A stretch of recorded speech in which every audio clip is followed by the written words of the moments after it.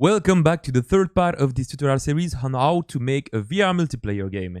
In last episode, we learned how to synchronize the hands animation over the network and how two persons can interact with the same object. And in this video, I'm going to show you how you can create a lobby system in VR that will let you join your friends in different rooms. Are you guys ready? So let's get started, and please make sure to leave a like and subscribe to the channel. Okay, so we are back where we were at the end of last episode. So as you can see, it's the first time that you can see my face in tutorials. So I was able to buy this camera and this green screen behind me thanks to your support on Patreon. So let me know what you think about this setup in the comment section below. But now let's get back to our tutorial. So if you remember from the previous episode, right now, the network connection happens here in the network manager script. But we have a big issue right now because with the current setup that we have with the network manager, all of the player that connects to our game will be inside this scene over there. Which sucks because it means that if you have multiple scenes, it won't work. But also if you want to play with a small group and not all of the player, this won't work also. So for this, we need to make a lobby. So let me show you how. So the first thing that I'm going to do is click here on the network manager, and we can remove the network manager script because what I'm going to do is add it in another scene. So now I can maybe go to the scene folder over there. I will right click, go to create and go to scene. Perfect. We can name this one lobby. Now I can double click on it to open it and click on save here. So as you can see, this scene is empty right now, and we can do a little setup with VR as you already know how to do. It's simply right clicking in the hierarchy, going to XR and choosing room scale XR rig. Okay, so this will create a VR camera for the player. I will create also a ground by going to 3D plane. We can reset the plane here to 0, 0, 0. We can get rid of the weird lighting by going to the lighting tab and clicking on generate lighting. And finally, in the XR rig, I want to go to prefab in my folder and drag the left hand presence prefab under the left hand controller and the right hand presence under the right hand controller. And this is what will make our hands appear. Perfect. Now our little scene is working with VR. So as you can see, if I click on play, VR is currently working in our scene. Okay, now back to the network manager. So I'm going to create an empty game object. We can rename it network manager like we did before, and I can add the network manager script to it. Okay, perfect. Now if we double click on this script, as you can see, with this script, we connect to the server at the start of the game. And then after connecting to the server, we join an automatic room. And this is not something that we want to do. We want to let the player choose the room he wants to join.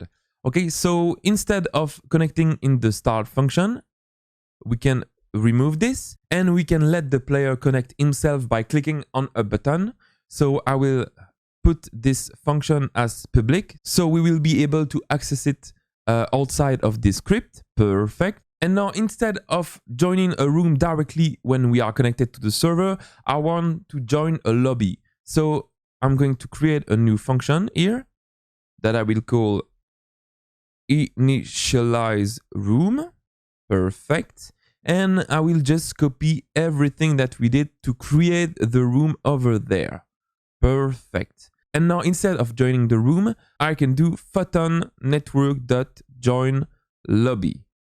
Perfect. And so here a lobby is like a special room where you will be able to look at the other player. So that will be really important, for example, to list the room that we have and how many people are inside the room. But now that we can join the lobby, I can do override on join lobby. And we can write here debug.log.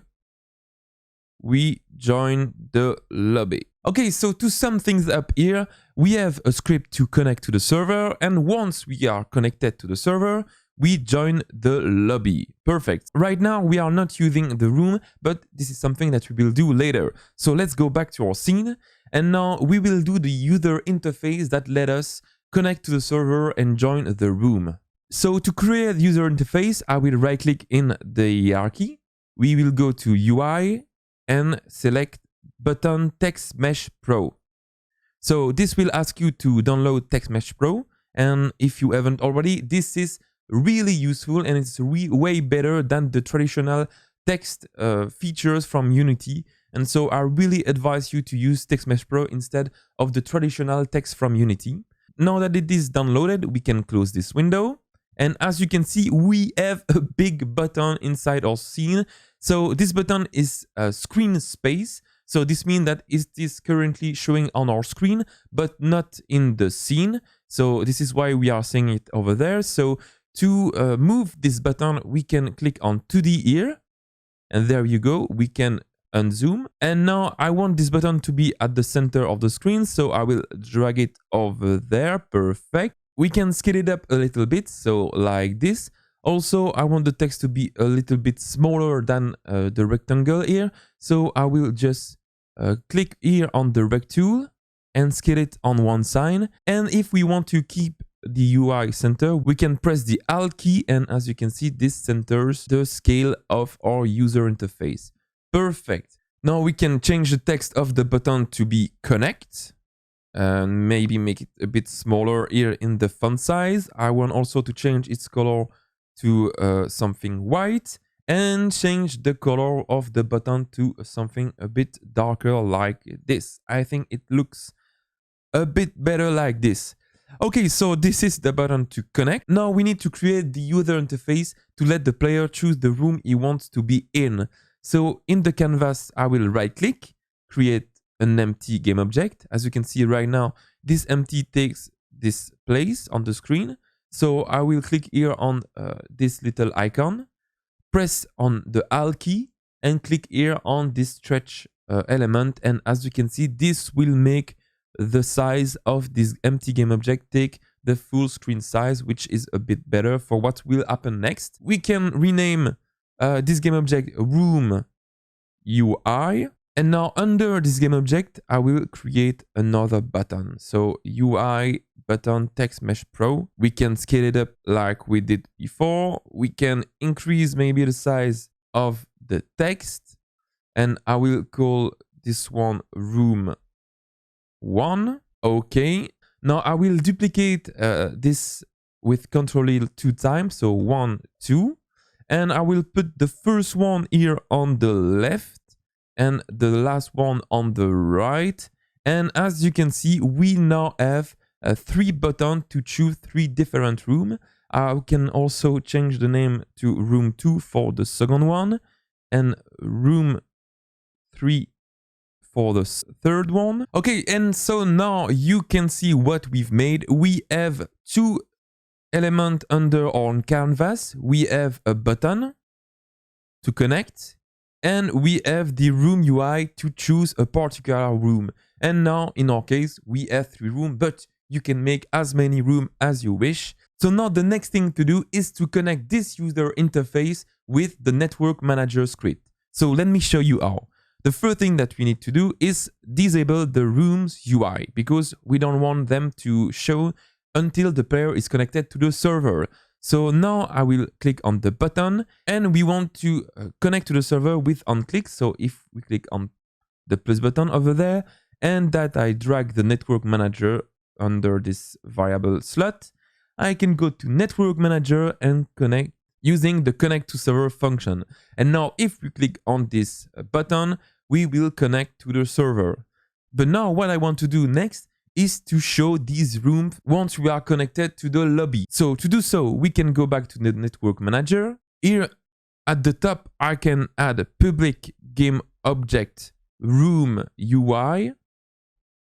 And now in the onJoin lobby function, we can activate the room UI with room UI set active true. Perfect. And now when we join the lobby, we will enable the room user interface. Perfect. Of course, don't forget to drag the room UI as user interface here. And now we can test our game by clicking on play. So for now, the user interface only works with the mouse, but I will show you next how to make them work for virtual reality. So now that we have clicked on play, if I click on connect, as you can see, we are connected to the server and the room are showing. But we have a little issue. We have still the connect button showing. So a little fix for this is to simply, in the onClick function, click on plus, drag the connect button and deactivate it using GameObject, set active, and keep it false like this. And now, as you can see, if I click on play, we can click on connect, we connect, and once we are connected, only the room user interface show, and now we can let the player choose in which room he wants to be in. But now, as you can see, if we click on the room user interface, it does nothing. So let me show you how we can create our own room and let the player use the user interface to choose which room he wants to be in. Okay, so to create some default room, let's go in the network manager script once again. Above this network manager class, I will create a new class, which I will call default room. So this class will be really simple. What we want in this class is a public string called name, a public called scene index, and finally a public integer called max player. And here you go. And so these are the settings that we will use to create a default room for our player. Now in the network manager, we can create a public list of the default room that I will call also default room with an S. And so if we go back to Unity and wait for the script to compile, as you can see, we are not able to see this variable over there. So to fix this, we simply need to write at the top here system.serializable. And what this will make is make this default room class appears inside the Unity editor. So let me show you now. So as you can see, we now have the default room list showing here. I can maybe create 3 room. I can call this one test. We can keep scene index to 1 maybe. And max player, I want maybe only 2 player for this particular room. The second one, I can call it fun room. And the scene index, I can do something different, like 2. Maybe the max player, I want 10. So keep in mind that with the free version of Photon, the maximum number of players in a room is 20. For the third name, I can call this one third room. I know, really original. Use maybe the scene index 1 and max player 4. Is really up to you. You can create as much room as you like. And so as you can see, we use a scene index with each one of our room. And this scene index is really important because it is the scene that we will load once the player choose a room. So for example, we can have in one scene a multiplayer shooter game. In the second scene, we can have a ping pong table, and this scene index will tell you what type of scene you want to load. So now that we have made the default room variable, let's go back to the network manager and we will create the function to load the scene. So at the beginning of the tutorial, we put everything to create the room inside this initialize room function, but now we can put it our custom variable. So I will add in this function the default room index here. So I can do default room, so room settings equals default room with an S and take the default room index that we bring in the variable of this function. And here we go. Now we can use the room settings for all of the settings of our room. So I can, instead of the 10 here, put room settings dot max player. So as you can see, this brings an error because the max player value is in byte and this one is in integer. So we simply need to write byte in front of it. And now instead of room 1, we can write also the name of the room settings. So room setting dot name. And so as you can see, all of this create a room. But we also need to load a particular scene with the room settings. To do so, it's really simple using Photon Network. So Photon Network.load level, and we can load the level of our room settings. So room settings.scene index. Okay, so I think that we are good with the initialize room function. Now we will be able to call it using the button that we made previously. So let's go back to our Unity scene. I can click back on the room UI and click here to make them appear in our scene. Now for the first room, I can click on the plus button here and drag, as always, the network manager, and I will choose network manager and initialize room. And so as you can see, we can choose a particular number. So I will keep the room 0 for this one because it's the first one on the default room list that we made. So for the other one, we can do exactly the same. Drag the network manager script, choose initialize room and select 1. And for this particular one, we want to choose the, and now finally do it for the third room and put a 2 over there.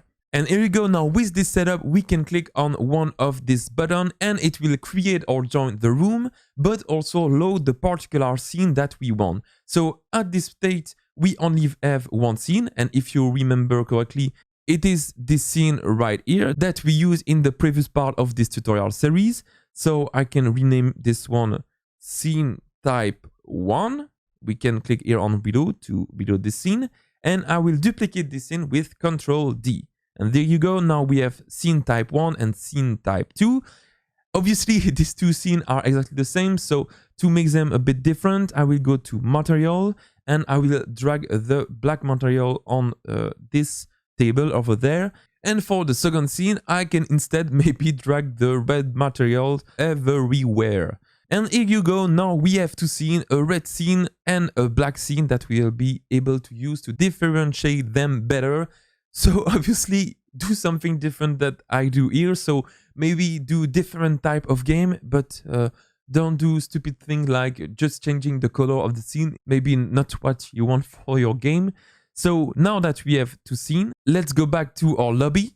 And I want to add all of these scenes that we made in the build settings. So to do so, we can go to File, Build Setting. I can click on Add Open Scene to add the lobby scene. And we need to put it above the scene type 1 because I want this lobby scene to be the first one loaded when we play our game. And we can also drag the scene type 2 over there. And so in the build setting, we will be able to have the lobby, the scene type 1 and the scene type 2.